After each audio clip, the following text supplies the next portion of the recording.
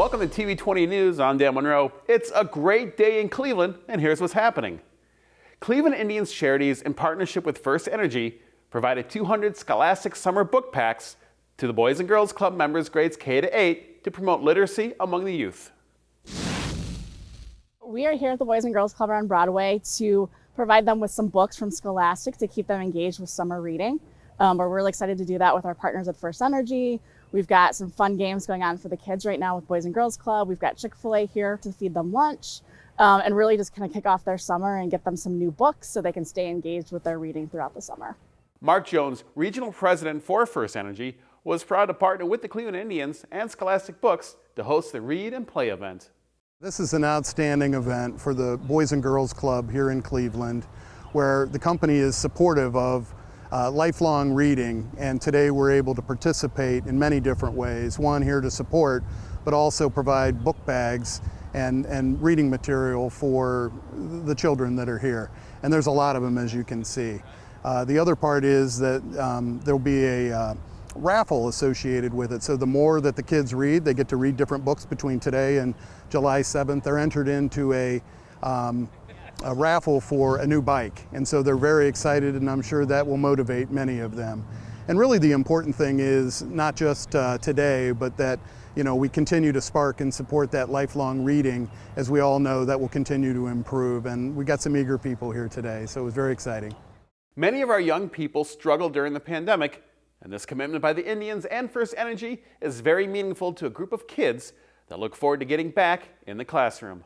Having an event like this is significant because as many opportunities as we can give our kids to encourage them to do things that are fun but that are also enriching to them, such as reading and connecting that with playing. It's always going to be helpful. We have a number of kids that, as bright as they are, sometimes they're a little behind with literacy and their math skills. And so this is a crucial piece of helping them to be supported in a way that doesn't feel condescending or hurtful to kids, but is really just encouraging them to do more and be empowered through literacy. Good vibes and positive energy was the setting on Larchmont Boulevard for the first Academy Fest. So we decided that we would just honor the celebration of life and music and community with Academy Fest, which is kind of an adaptation upon a theme. What's amazing about here today is that we've got it's so diverse. We've got so many diverse artists, from George Foley and Friends to DJ Fatty Banks to Jam Master Jay's son from Run DMC to ourselves, Bloodshot 216, Melodramatics, Apostle Jones, Ghani, who's an amazing artist. So it's just a great melting pot of incredible artists and family-friendly entertainment. After having to quarantine and businesses not being able to operate at 100% during 2020, Academy Fest was exactly what this neighborhood needed to invite residents back around for fellowship. Academy Tavern is an institution.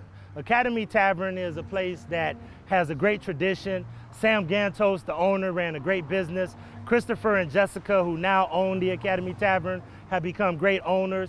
This is an institution, a pillar in our community. So we need to support institutions like this. They have great food, it's great fellowship, great fun. We have great music. The hashtag Virgo Plus band is back there jamming right now. We're going until 10 o'clock outside, and then we're going to turn it inside where we'll have a DJ. And I just urge everybody to come out and have a good time today. In addition to live music, local artists and vendors were on site as well. So these are all people from our community and patrons of our establishment. Jalen Wright is an amazing artist. He has worked with us before. He's done a lot of art inside of our bar.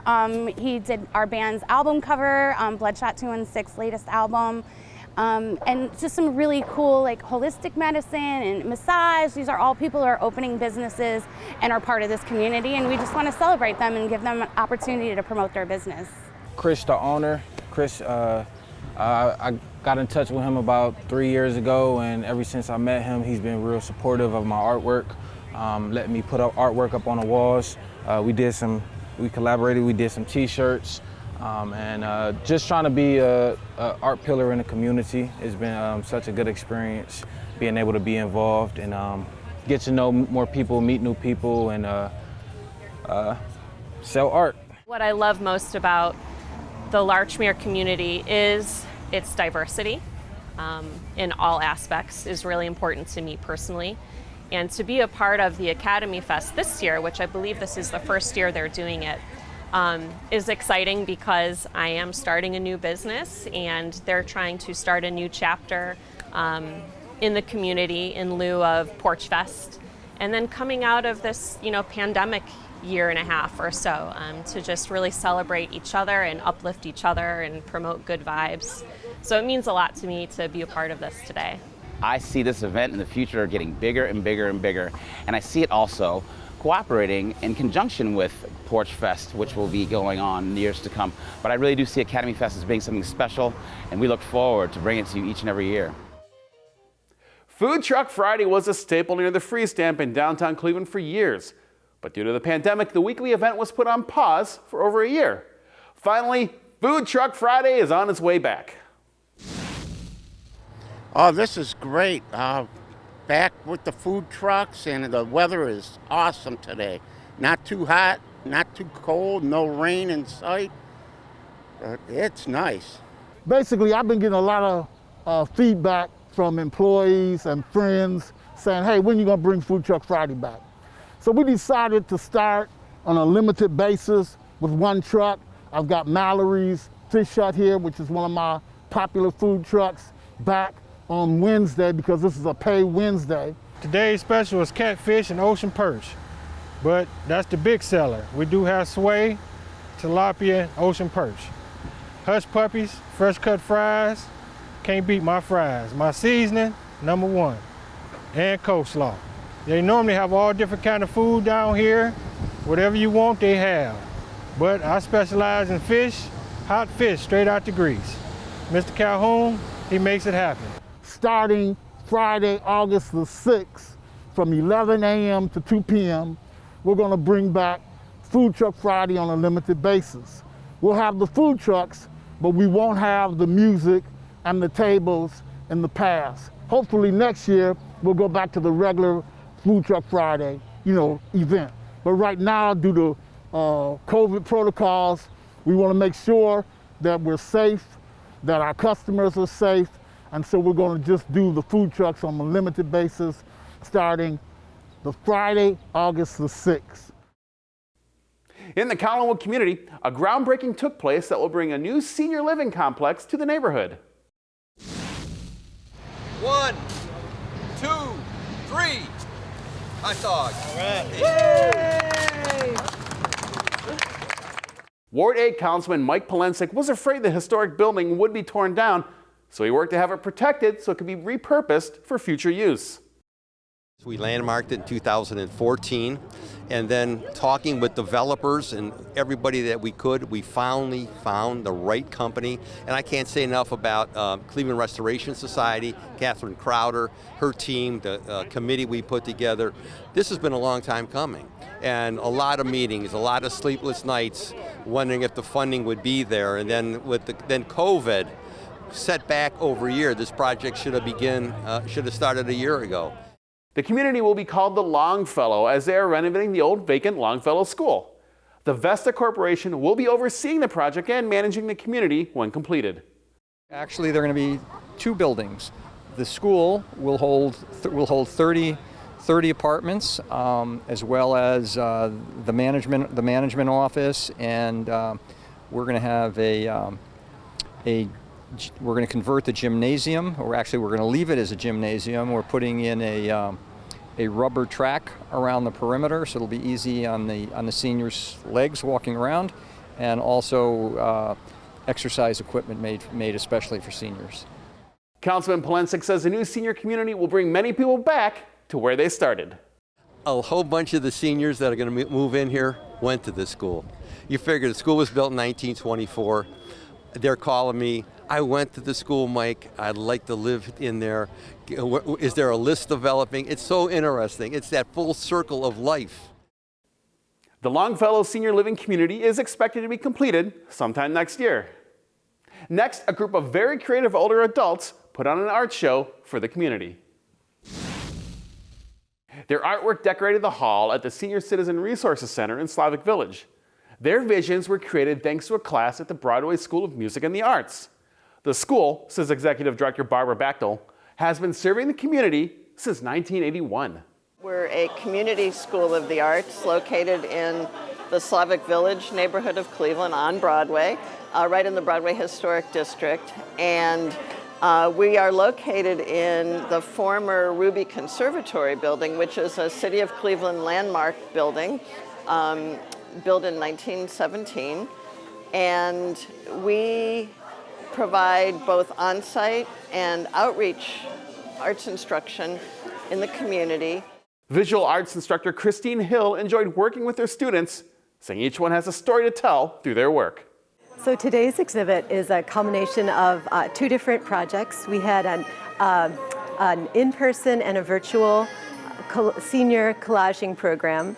It was a 10-week program in which seniors learned a different collaging technique every week.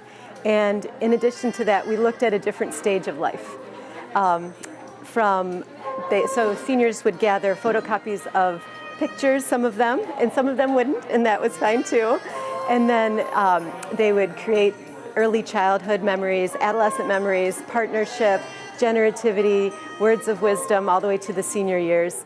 Artist Mark Holtel said he's never done anything like this before, but the experience gave him a better appreciation for creating art. In working with Christine and so on, I have really learned an awful lot, especially about the nicety of working with other seniors my age.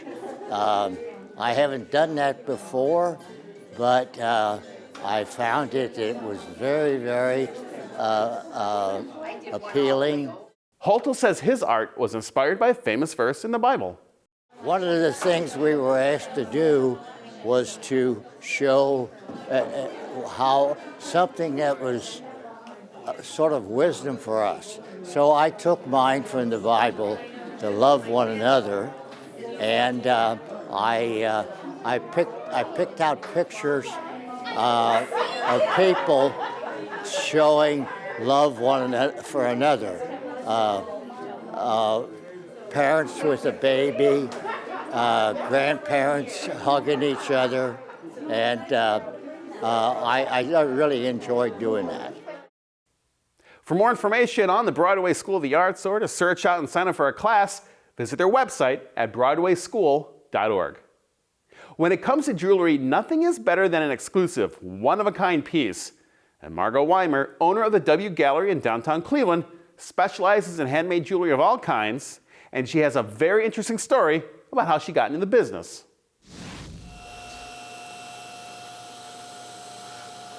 I took a class at BW. I was a psych major and an art minor with thoughts of going into art therapy, and I met two of the most amazing teachers I could have ever asked for, who I consider my mentors today.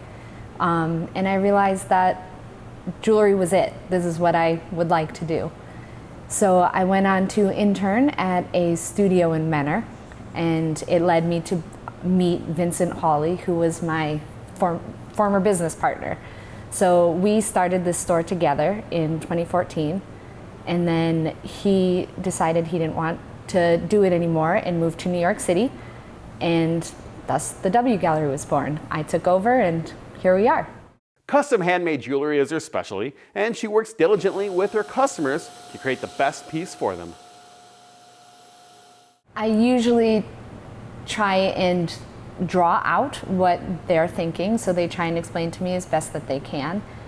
Or if they have inspiration pictures that they said, I'm looking for something kind of like this, but I want to change it a little bit. So I just spend time with them trying to figure out exactly what it is they're looking for and go from there. I just absolutely love being able to bring people's visions to life. I just had the honor of making bride's jewelry, and she was looking for something very specific and couldn't find it, and I was able to bring her vision to life. And her mom just came to pick it up on Saturday, and she said, thank you so much for bringing her vision to life. And to me, that's the most important thing. Recently, Margot was able to increase her shop size, which opened the door to carry other designers' jewelry as well as artwork. So I initially started with my small space and I quickly outgrew it. There wasn't much room for more artists. I constantly kept meeting people and I wanted to add them, but I didn't have the space for it. So eventually the space next door to me came available and I knew it was going to be scary, doubling my square footage and having to pay extra rent and extra utilities, but I decided that I wanted to make that leap and I knocked through the wall and was able to add more artists, more cases, more variety to my store, and I feel like it helped me in the long run. I love being in between all of the stadiums, Playhouse Square, all the businesses that are around. We get to see a lot of travelers in a normal year, and it's fun to be around all of the excitement that is downtown and all the concerts and stuff. Finally, Margot had a few words of wisdom for her fellow entrepreneurs. Just keep at it. Just don't give up when it gets hard. You gotta just see it through. Last year was a very hard year for all of us, but we all stuck to it and we all believed in our spaces and you just gotta keep going. For more information about the W Gallery or to get your own custom piece of jewelry, check out the wgallery.com or visit Margot in person in the 5th Street Arcade. Finally, if you're looking for a unique gift for a special occasion or you just want to brighten someone's day, I've got just the thing for you. Love Anji Paper Florist in downtown Cleveland has some of the most beautiful handmade paper flower bouquets you've ever seen, sure to put a smile on that special someone's face. Making flowers is something that I like to do and to spread happiness, and so Love Anji is kind of like my love letter to the world and how I spread that happiness. But I started paper flowers because I'm allergic to fresh flowers. I get really bad headaches, and so in 2012 I discovered paper flowers, started making them, and the following year turned it into a business. So back in 2012 there was a blog I followed and she made paper roses, and I always like to make stuff. So I started making those, and what I would do is take silk flowers and deconstruct them and just kind of figure out how I could do that with paper. Anji's flowers are simply gorgeous, and she's perfected the process of making all different kinds. It depends on the flower. Some take just a couple minutes. Others, like our peonies, take about 20-25 minutes each. I first just start cutting out petals and just kind of playing around until I get the shape and the feel and texture that I want. And then sunflowers I hand cut with scissors, and then others I have a machine where I import my own designs and that will cut out itself, but I use wire, tape, glue, and just kind of go from there. Being a paper florist, you make arrangements for many different occasions. I do weddings. I also do baby showers, bridal showers. Unfortunately, if somebody does pass away, I have done, funeral arrangements. One of the other things that is pretty popular is I will take sentimental papers like wedding invitations, celebration of life programs, papers that are meaningful to you, and I will turn those into flowers. So it's something that you can have out. I would say the most popular reason for somebody to come in is probably birthday gifts. Someone's looking for something unique, either something simple and sweet, or they might be looking something for something larger or grand, but I work with them with their budget and what the recipient might like flower-wise and color-wise, and we'll build something that they think that their loved one would love. Currently, a portion of the proceeds from every rainbow rose purchased goes to the Trevor Project. Anji hopes to do more of these donations in the future. I do it here and there. My hope is by the end of the year that I will have something every month or every quarter where we are giving back. So like you said, this month our rainbow rose goes to $2 from every rainbow rose goes to the Trevor Project. Anji really enjoys being located in the downtown area, and she's happy things are getting back to normal. I would consider Cleveland home, and to be down here with all the energy, especially with people coming back to work, it's nice to see everybody excited for things to reopen. And I just love the energy that the city and the people give off. For more information about Love Angie's or to get your own bouquet of flowers, handmade, check out loveangie.com or stop by the store in the 5th Street Arcade. TV20 is streaming live 24/7. Visit TV20cleveland.com to see our live feed and more. Stay connected with TV20 wherever you go by liking and following us on Facebook and Twitter, and be sure to subscribe to our YouTube page to watch our numerous programs. Thanks for watching, everyone. I'm Dan Monroe. Be sure to stay tuned for more on TV20. We are Cleveland.